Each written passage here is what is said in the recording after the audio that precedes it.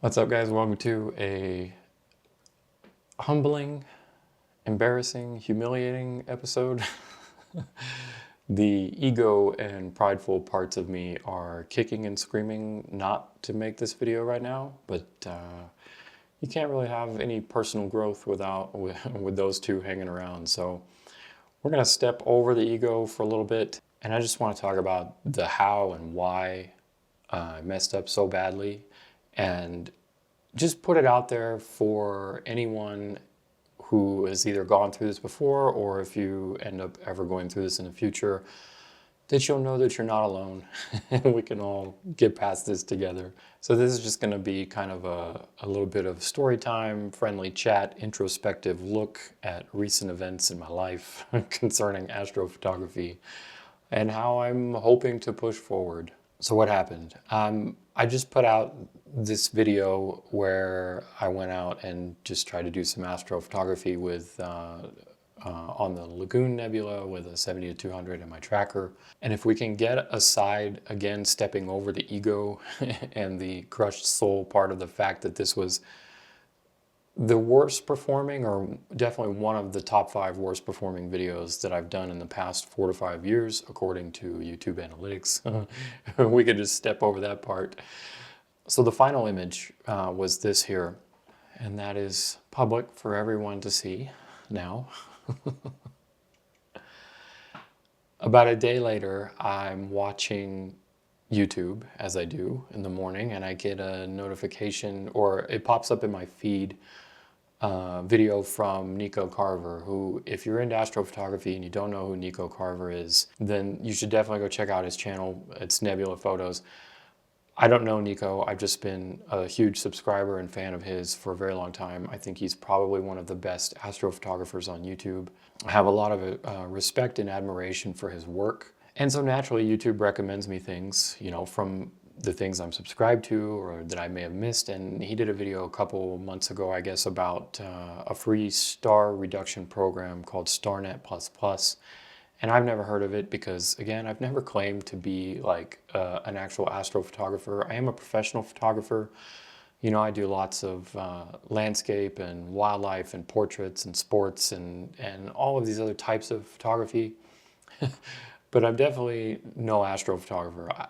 I am pretty good at like widescape, landscape, Milky Way, star trails, traditional, non-tracked, non-stacked kind of regular astrophotography stuff. But when it comes to real astrophotography, I don't know what I'm doing. I'm not very good. I'm very good at physics and astronomy, lots of degrees in school and that kind of stuff. But actual astrophotography, deep space, trackers, telescopes, equatorial mounts, the works, you know, all that stuff, I'm still learning. And it's definitely something that I want to keep pursuing and keep getting better at. So naturally, of course, I watch videos from the people who do know what they're doing, like Nico and Trevor from Astro Backyard and Alan Wallace and all these amazing YouTubing photographers. Anyways, I have been doing my own methods that I've just kind of figured out or messed around with in Photoshop, because it's all I have for doing star reduction, and they've involved both just manually healing out stars, which takes forever, and a combination of like highlight selections and filters and all of this stuff, all within Photoshop.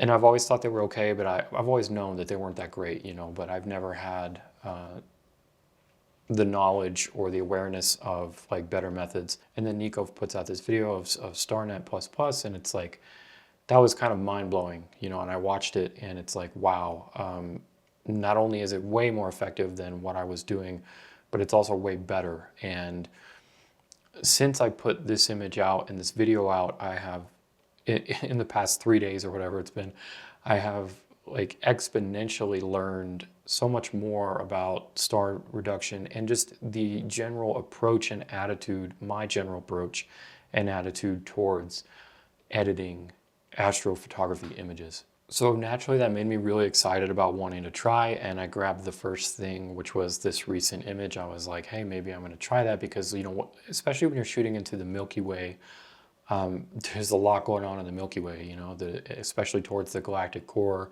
There's a lot of stars, and there's a lot of just clustering, and there's just a lot going on. So all of the times when I've tried to shoot the Milky Way a bit tighter, you know, even from 70 millimeters up to 2, 3, 4, 800 is the most I've tried. You just see lots of, it's so dense, there's so many stars. And the problem with doing techniques like stretching and all of that is that the way that I was doing it, I'm stretching a single image. So I'm trying to bring, you know, when I'm photographing the nebulae, I'm trying to bring out these details in the nebulae. And when you're stretching a single image like that, you're also stretching the stars, and the stars are just getting brighter and more intense, and it's just harder to deal with, and it ends up washing out your image. And to me, it's just not very flattering from a photographic standpoint.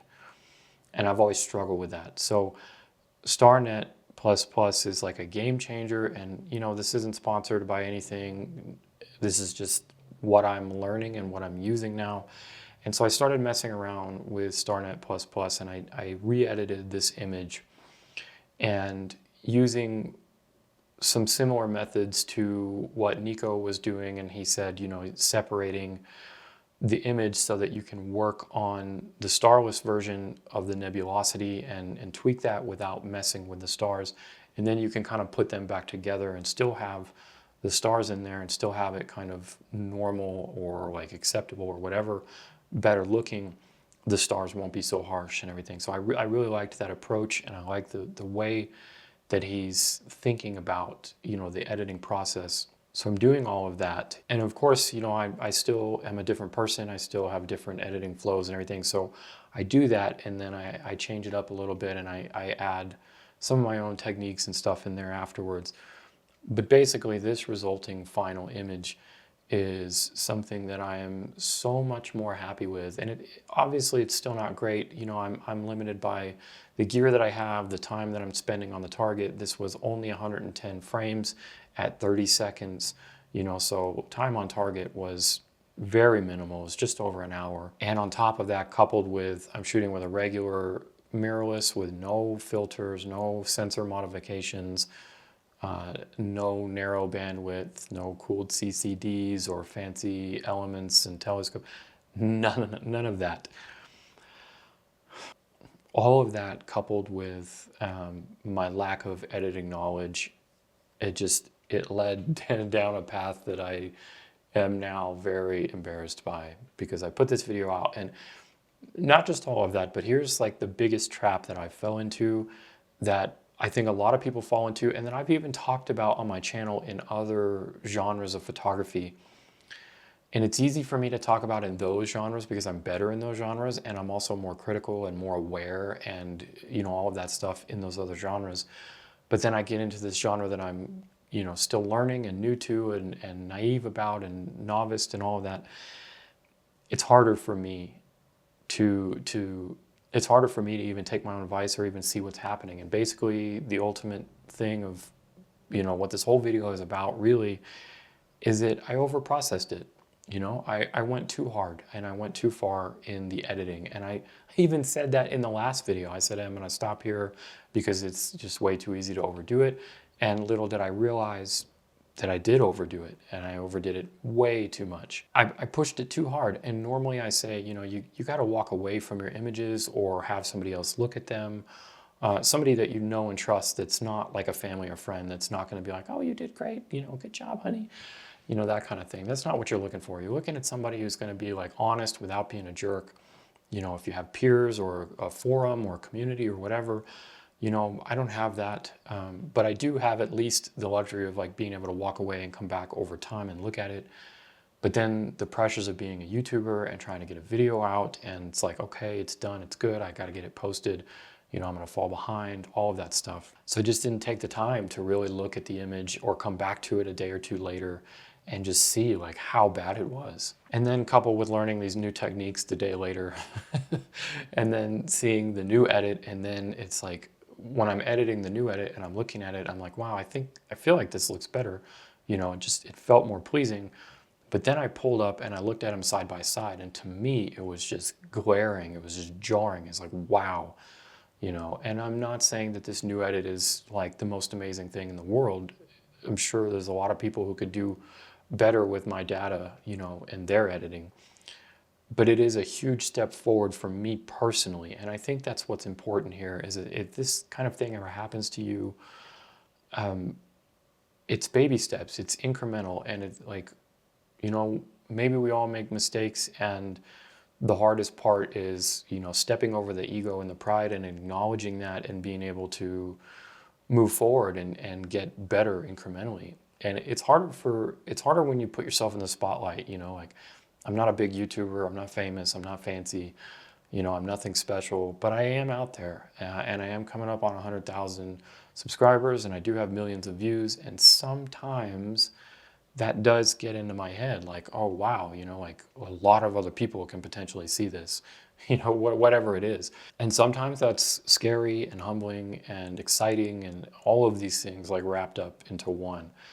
But in this case, it was definitely mostly just embarrassing. So that's my story. I thought about maybe I should make this into a tutorial and shrink the story to a very quick intro anecdote and all of that, and then talk about Starnet++ and, you know, some of the methods for star reduction. But, you know, I'm still learning this kind of stuff, and I want to give it a little time before I feel ready to, you know, show you guys more in depth of like hows and whys. But in the meantime, definitely go check out people who know what they're doing, like Nico's video. I'll link it below so that you can see how he does it and the ins and outs of the actual program and his editing flow and whatnot. But mostly I just wanted this to be like story time and just, you know, a public admission of that we all mess up, or at least that I mess up for sure. And just show like how I'm getting past that and the things that I'm learning, and hopefully that will help you. You know, I realize that there's people of all levels. I'm a very self-critical person. I think there's not really as ugly and mean and hateful of the comments that I've gotten on YouTube and Instagram and social media and all that stuff for putting myself out there over the years. I still think it kind of pales in comparison to how hard I am on myself a lot of the times. And I feel like I can't be the only one that's like that. I feel like it's kind of human nature, especially these days when social media and vanity and pride and ego are just such a huge part of our societal structure and our evolution. So I know that there's got to be others out there that have had something similar to the way that I feel, and that's what this video is for. It's for anyone who feels this way, anyone who feels frustrated, embarrassed, and scared and excited, and anything that you feel relating to this kind of stuff, putting yourself out there, learning new things and pushing past them. Just know that like we're all at different levels. You know, there's people that are better than me, there's people that are worse than me, there's people that are on the same level as me when it comes to this astrophotography stuff. And I'm going to end it with the thing that I've ended a lot of other of my videos with, and that's something that I have to constantly remind myself, especially the bigger my channel gets. I have to remind myself even more, because surprisingly the bigger I get, the more I find myself comparing my channel and my self-worth and my talent to others in my genres.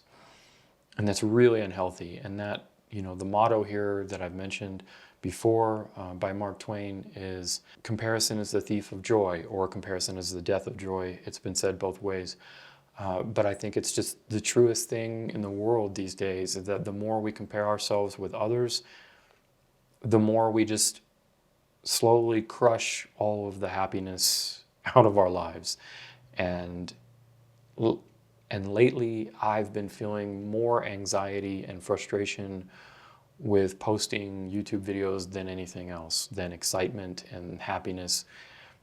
And this comparison business that I keep doing is a good part of that. And it's just frustrating, it's tiring, it's exhausting, and I want to move past it. And I think the more that I'm aware of it, the more that I'm conscious of it, and the more that I talk about it, whether, you know, it's to myself or to you, hopefully the more I'll be able to let it go. It's okay to feel these things of negativity, but it's like, you know, when you meditate, it's like you take all the negative things, you think about them, they're like a cloud in the frame, and you just watch them. You think about them while they're in the frame, and then you watch them float out of the frame.